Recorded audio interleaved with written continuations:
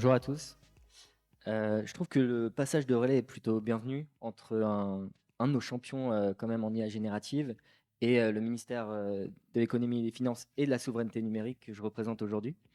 Donc je m'appelle Johan Rahl, chef de projet dans une petite équipe qui est dédiée à l'IA au sein du ministère de l'économie et des finances, au sein de la direction générale des entreprises. Donc je voulais vous parler aujourd'hui, c'est dans l'autre sens, de notre stratégie gouvernementale pour l'IA, qui a été lancée en 2018 suite à la remise du rapport Villani, pour lancer en fait une vraie stratégie nationale interministérielle pour structurer l'écosystème IA. Et alors, bon, ce slide est peut-être un peu austère et je voulais surtout faire le lien avec le sujet pour lequel nous sommes ici tous présents, l'IA générative et notre stratégie, ce qui a été fait depuis 2018. Euh, pour vous rappeler en fait une équation que je pense que tout le monde a en tête, pour construire des modèles fondationnels, un bon LLM, il faut 3 ingrédients pour cette recette un peu magique. Premièrement, une puissance de calcul, des capacités de calcul très importantes. Là, on est sur du GPU, comme on l'a rappelé, très important. Sur cet aspect-là, la puissance de calcul, l'État a investi depuis 2018 dans un supercalculateur, Jean Zay, qu'Igor a mentionné. Ce supercalculateur a permis, par exemple, d'entraîner le modèle Bloom, dont vous avez peut-être entendu parler, un modèle multilingue, euh, voilà, qui a été piloté par Hugging Face à l'époque française, entreprise française, maintenant passée sous pavillon américain. Hugging Face sous un projet Big Science qui a rassemblé plus de 1000 chercheurs. Et ce projet Bloom a pu exister grâce à la capacité de calcul de Jean Zay. L'État a refinancé Jean Zay en 2021 et on pense encore à remettre la main au portefeuille pour augmenter les capacités de calcul. Sachant qu'il y a une nouvelle génération de supercalculateurs qui arrive, qu'on appelle des supercalculateurs exascale, qui permettent vraiment d'entraîner des modèles à l'état de l'art, type GPT-4.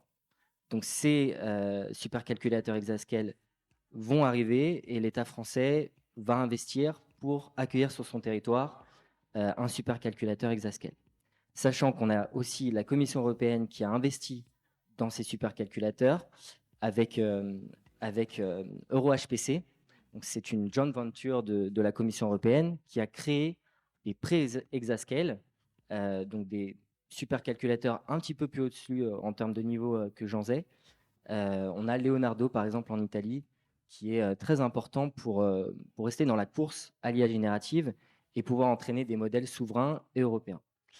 Alors, donc, premier ingrédient, la puissance de calcul. Le deuxième ingrédient, c'est le progrès algorithmique, c'est-à-dire en fait la recherche fondamentale. Sur ça, la stratégie nationale en IA, depuis 2018, a investi massivement dans la recherche, structurer la recherche. On a les instituts 3IA qui ont été créés, qui sont des pôles qui permettent de rassembler des chercheurs, des chaires spécialisés dans différentes verticales de l'IA. Et donc, il y a eu un investissement massif qui continue avec la stratégie d'accélération donc en 2021,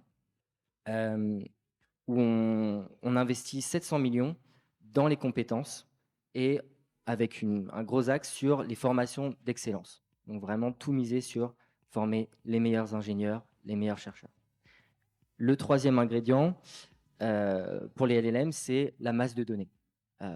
Donc, on le sait tous, ces LLM sont entraînés, ont scrappé presque l'entièreté d'Internet, donc sont basés sur des masses de données assez gigantesques.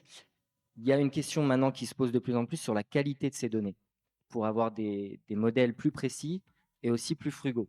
Donc moins de données pour moins de consommation d'énergie, ça peut être intéressant quand on développe un LLM. Encore une fois, je n'ai pas forcément passé les slides, mais c'est des choses que j'avais rajoutées. Alors, encore une fois, sur les données, on a vraiment investi là-dessus, avec, par exemple, le Ag Data Hub, Ag pour agriculture, les entrepôts de données de santé aussi. Donc, on a vraiment voulu structurer l'écosystème. On a un appel à projet en cours, donc je vous invite à visiter le site web de la DGE, un appel mutualisation des données pour créer des espaces de données sur l'ensemble de la chaîne de valeur dans différentes industries. Je pense par exemple à l'aéronautique ou l'automobile. Donc c'est un AAP qui est plutôt bien doté en termes de financement et qui peut aussi répondre à des projets en IA générative. Donc voilà, c'était ce résumé pour vraiment faire le lien entre IA générative et la stratégie nationale. Je vais peut-être m'arrêter là parce qu'on est peut-être à court de temps. De toute façon, les autres slides répètent un peu tout ce que je viens de dire. Donc, on a accès, voilà, la diffusion de l'IA dans l'économie, c'est vraiment l'objectif de la stratégie d'accélération. Donc, cette deuxième phase de la stratégie nationale en 2021. Et l'idée vraiment, c'est de faire que nos actions de la puissance publique se transforment en progrès économique et bien-être social. C'est vraiment l'idée. Et on a donc un investissement sur la formation des talents, le soutien à l'offre deep tech. Alors, derrière ce terme, en fait, on a axé sur 3 thématiques. L'IA embarquée, donc tout ce qui est véhicule autonome, objets connectés. On veut avoir des projets industriels. Et il y a un AAP, donc un appel à projet en cours sur l'IA embarquée, pour fédérer des projets via des consortiums pour développer des algorithmes, mais aussi côté hardware, qui permettent en fait voilà, d'avoir des systèmes d'IA au plus près des capteurs embarqués dans les véhicules autonomes, dans les objets connectés. L'autre axe de cette offre deep tech, c'est l'IA frugale. Là encore, on veut permettre de développer des systèmes plus frugaux en données et donc en énergie. C'est quand même assez vital dans le monde dans lequel on vit. Et le dernier axe, c'est l'IA de confiance. L'IA de confiance dans l'offre deep tech, c'est vraiment permettre des IA qui soient robustes, transparentes. Enfin, vous connaissez tout ça, et ça peut aussi être un angle compétitif pour un pays comme la France par rapport aux États-Unis et d'autres acteurs.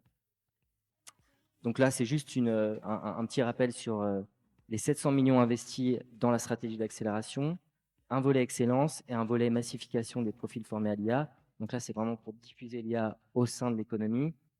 Euh, on a pas mal de dispositifs. On a la plateforme Confiance AI. C'est un grand défi Confiance AI qui a été lancé, qui a donné lieu à cette plateforme Confiance AI. Je vous invite à aller regarder leur site internet sur les systèmes critiques. Donc on a sur les 700 millions un AMI compétences et métiers d'avenir qui est toujours ouvert, toujours en cours.